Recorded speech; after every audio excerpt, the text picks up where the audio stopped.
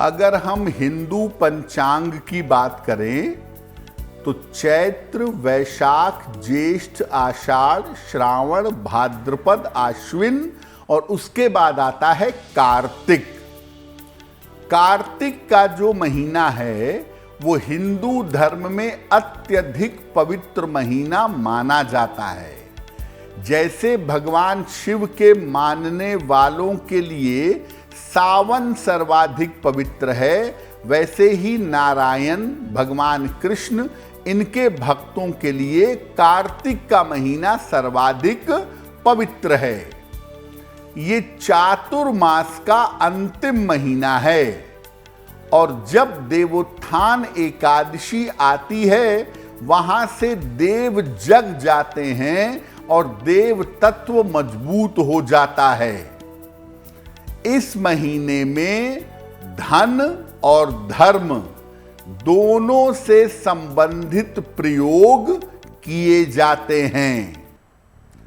इस महीने में तुलसी का रोपण करना, तुलसी लगाना और तुलसी का विवाह कराना सर्वोत्तम माना जाता है। कार्तिक के महीने में दीप दान का विशेष महत्व है, तो इस महीने में दीप दान करने से और निर्धनों को दान करने से अक्षय शुभ फल की प्राप्ति होती है।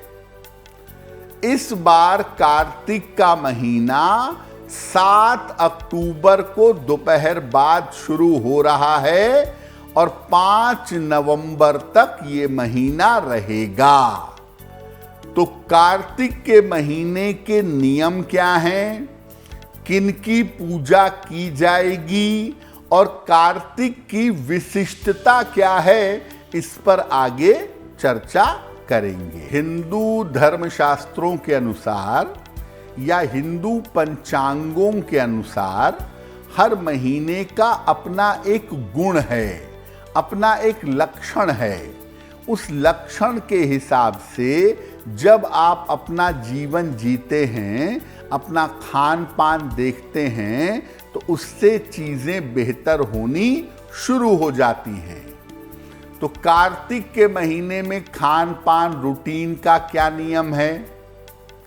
देखिए, कार्तिक के महीने से स्निग्ध चीजें यानी ऑयल कंटेंट वाली चीजें और मेवे यानी ड्राई फ्रूट खाने की सलाह दी जाती है।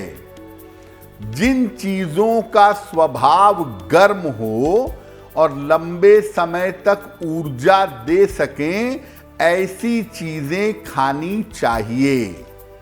काजू, बादाम, गुड़, अखरोट या गुड़ की बनी हुई मिठाइयाँ, दूध, इस तरह की चीजें जो लंबे समय तक ऊर्जा दें, कार्तिक में उनका प्रयोग करना चाहिए।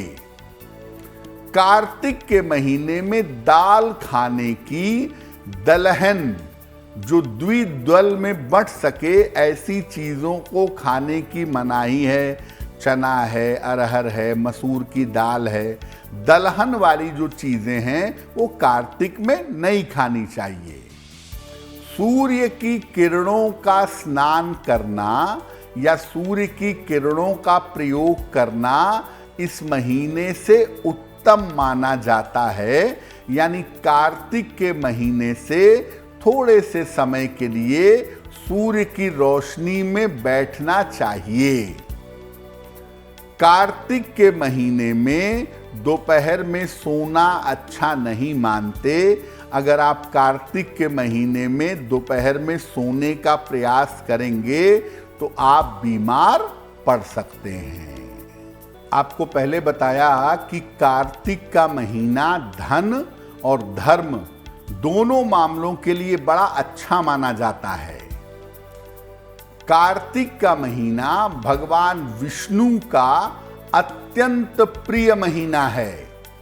इसीलिए ये महीना माता लक्ष्मी को भी अत्यंत प्रिय है। इसी महीने भगवान विष्णु योग निद्रा से जगते हैं और सृष्टि में आनंद और कृपा की वर्षा होती है।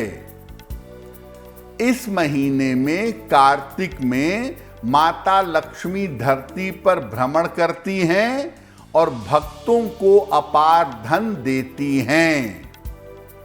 मां लक्ष्मी की कृपा प्राप्त करने के लिए ही कार्तिक के महीने में धन त्रयोदशी, दीपावली और गोपाष्टमी मनाई जाती है। इस महीने विशेष पूजा और प्रयोग करके आप आने वाले समय के लिए अपार धन पा सकते हैं और कार्तिक में निरंतर माता लक्ष्मी की पूजा करके कर्ज से और घाटे से मुक्त हो सकते हैं। कार्तिक के महीने में जहां एक तरफ धर्म के लिए रोज दीपदान किया जाता है, वहीं धन प्राप्ति के लिए कार्तिक के महीने में रोज भगवान विष्णु और मां लक्ष्मी की संयुक्त पूजा की जाती है। कार्तिक महीने में भगवान विष्णु की उपासना और तुलसी दल का प्रयोग बड़ा महत्वपूर्ण है। तो कार्तिक का तुलसी से क्या संबंध है? देखिए, तुलसी का पौधा एक विशेष पौधा है। इसमें औषधीय गुण भी हैं और दैवीय डिवाइन गुण भी हैं। तुलसी का पत्ता शरीर और मन दोनों पर असर डाल देता है। पुराणों में तुलसी को भगवान विष्णु की पत्नी कहा गया है।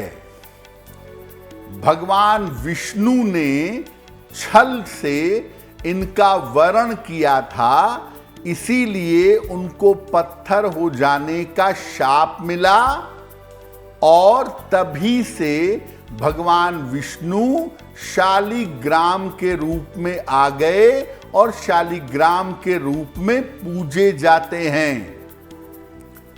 शालिग्राम के रूप में भगवान विष्णु की पूजा बिना तुलसी के नहीं हो सकती।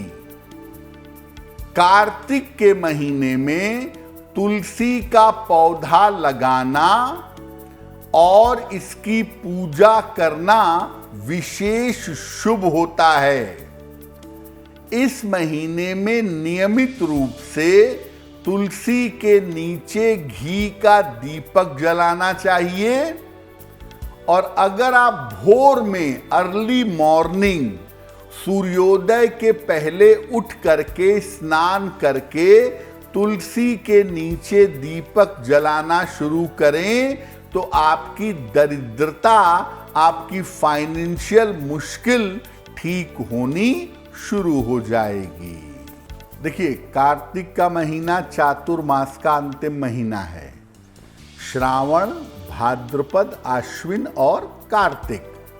तो कार्तिक में जो कृष्ण पक्ष है उसमें दीपावली, धनतेरस ये सब पर्व आते हैं और जो कार्तिक शुक्ल पक्ष है, शुक्ल पक्ष में एकादशी को कहते हैं देवोत्थान एकादशी, जब भगवान विष्णु और देवी देवता योग निद्रा से जग जाते हैं, यानी प्रकृति में, दुनिया में पवित्रता आनी शुरू हो जाती है। तो मुख्यतः कार्तिक शुक्ल पक्ष की जो एकादशी तिथि है, जिसको देवोत्थान एकादशी कहते हैं, इस दिन से कार्तिक महीने में शुभ काम शुरू हो जाते हैं और यहाँ से लंबे समय तक, जब तक कि सूर्य का धनु खरमास ना आ जाए, मध्य दिसंबर तक, तब तक आप शुभ और मंगल कार्य कर सकते हैं। अगर आप मुझसे जुड़ करके अपनी समस्याओं का समाधान चाहते हैं और चाहते हैं कि आपकी समस्याओं को ज्योतिष के माध्यम से सुलझाया जाए, तो आप हमसे संपर्क कर सकते हैं, जुड़ सकते हैं एस्ट्रो तक पर।